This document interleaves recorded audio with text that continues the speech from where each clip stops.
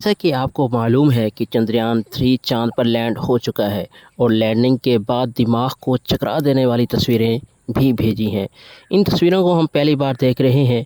इसके अलावा चंद्रयान 3 अगले 14 दिनों तक चाँद की डार्क साइड पर बहुत बड़ी डिस्कवरी करने वाला है। चाँद पर पहुंचने और लैंडिंग होने तक बहुत सारी तस्वीरों और वीडियोज़ को ज़मीन पर भेजा है। जिस दिन रशिया का लूना 23 क्रैश हुआ था, उस वक्त भी उसने चाँद की 4 तस्वीरें खींची थी और वो चाँद की वो साइड देख रहे थे जिसे ज़मीन से नहीं देखा जा सकता। लेकिन इस वक्त सबसे बड़ी ख़बर ये है कि इसने चाँद पर लैंड होने के बाद चाँद की कई तस्वीरें खींची, जिनको मैं आगे वीडियोज़ में एक्सप्लेन करूँगा। इसके अलावा इसका रोवर अगले 14 दिनों तक ऐसी चीज़ें तलाश करेगा जिससे इंडिया बहुत अमीर हो सकता है। ये वीडियो मुकम्मल देखिएगा। वीडियो शुरू करने से पहले आपसे गुजारिश है, अगर आपने हमारे चैनल को सब्सक्राइब नहीं किया तो जल्दी से सब्सक्राइब करने के साथ साथ वीडियोस को लाइक और शेयर ज़रूर करें। चाँद की जिस साइड रोवर लैंड हुआ है वहाँ ऐसे राज छुपे हैं जिनके बारे में हमें आज तक नहीं पता। चंद्रयान 3 लैंडिंग के बाद रोवर को चलाकर देखा गया और लैंडर के सभी आलात को चेक किया गया, जिसके बाद इसरो ने कहा कि लैंडर और रोवर पूरी तरह ठीक है और इस वक्त रोवर चांद की सतह पर घूम रहा है। चंद्रयान 3 चांद पर लैंड कर रहा था तब उसने बहुत सारी तस्वीरें बनाई, जिनको आप अपनी स्क्रीन पर देख सकते हैं। ये वो पहली तस्वीर है जिसमें सूरज की रोशनी चांद से टकराकर रिफ्लेक्ट हो रही है, जिससे चांद की सतह चमक रही है। यही वजह है कि ज़मीन से भी हमें चांद चमकता हुआ दिखाई देता है। साथ ही हम ये भी देख सकते हैं कि चांद की सतह फ्लैट नहीं है, बल्कि यहाँ कई पहाड़ और गड्ढे हैं। ये गड्ढे यहाँ गिरने वाले एस्टेरॉयड की वजह से बने हैं। और इसके अलावा लैंडिंग से ठीक पहले लैंडर में लगे कैमरे ने चांद की बहुत सारी शानदार तस्वीरों को खींचा। इन तस्वीरों में आपको कुछ नाम दिखाई दे रहे होंगे।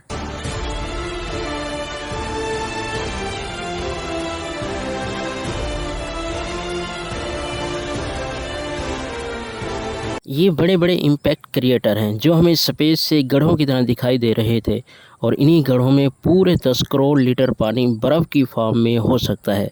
इसके अलावा इस वीडियो को देखें, ये तब की है जब लैंडर चांद की सतह पर लैंड हो रहा था।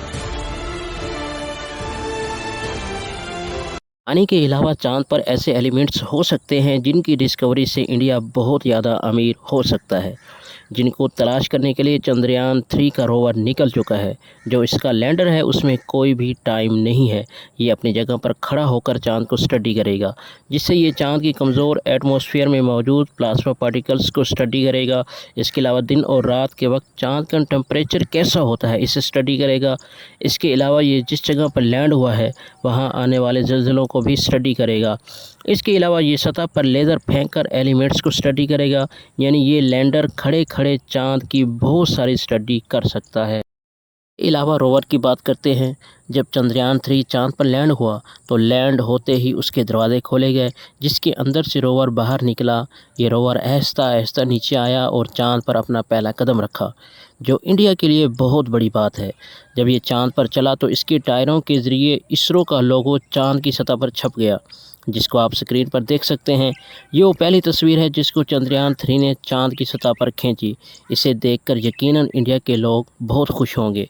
जहाँ जहाँ ये रोवर जाएगा इसरो का लोगो वहाँ बनता जाएगा, जो इस बात का सबूत है कि इंडिया ने चांद पर रोवर भेजा है। लेकिन सबसे बड़ा सवाल ये है कि इंडिया का रोवर वहाँ ऐसी कौन सी चीज़ तलाश करने की कोशिश कर रहा है जिससे पूरे इंडिया का फ्यूचर बदल सकता है।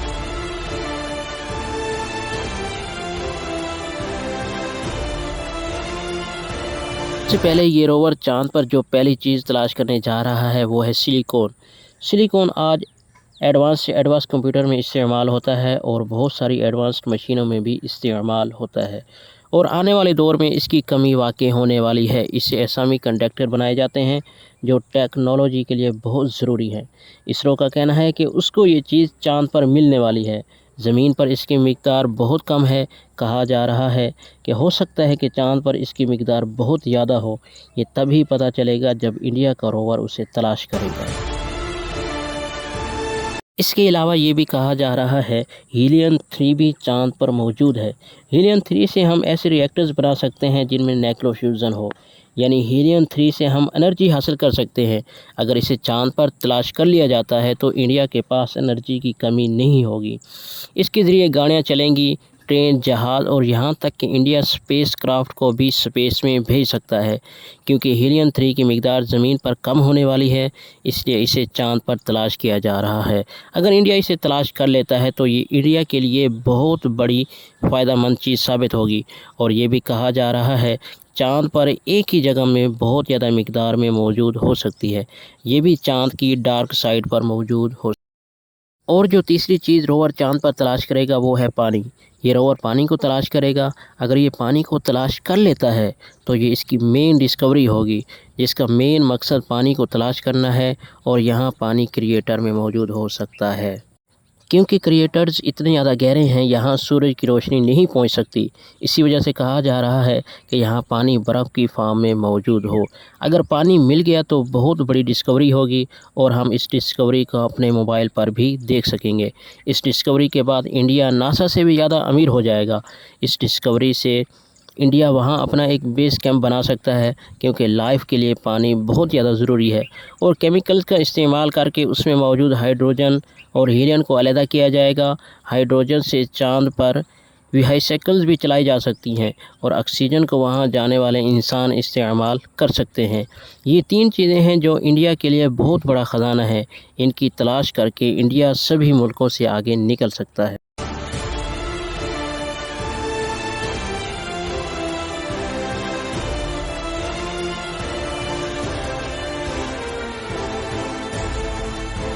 और में ऐसे हालात लगे हुए हैं जो लेज़र की मदद से चाँद की सतह के अंदर देखेंगे, अंदर मौजूद पानी का पता लगाएंगे और मिट्टी में मौजूद मैग्नीशियम, एल्युमिनियम और कई कीमती एलिमेंट्स का भी पता लगाएंगे। और हीलियम को भी इन्हीं आलात की मदद से तलाश किया जाएगा। ये बात मैं आपको बता दूं, इंडिया का ये मिशन चाँद पर सिर्फ 14 दिनों का है, क्योंकि लैंडर और रोवर में 16 पैनल्स लगे हुए हैं। जिस जगह ये लैंड हुए हैं वहाँ 14 दिनों तक सूरज की रोशनी पड़ती रहेगी। के 14 दिनों के बाद वहाँ अंधेरा हो जाएगा और इस रोवर और लैंडर की बैटरी कम हो जाएगी, जिससे ये डेड हो जाएंगे। इंडिया के पास सिर्फ और सिर्फ 14 दिन है। इन 14 दिनों में इंडिया पानी और बाकी एलिमेंट्स को तलाश करेगा। अगर वो तलाश न कर सका तो हो सकता है इंडिया का चाँद पर यह मिशन बेकार हो। वैसे दोस्तों, आपका इस बारे में क्या ख्याल है? आप अपनी राय को कमेंट बॉक्स में बता सकते हैं।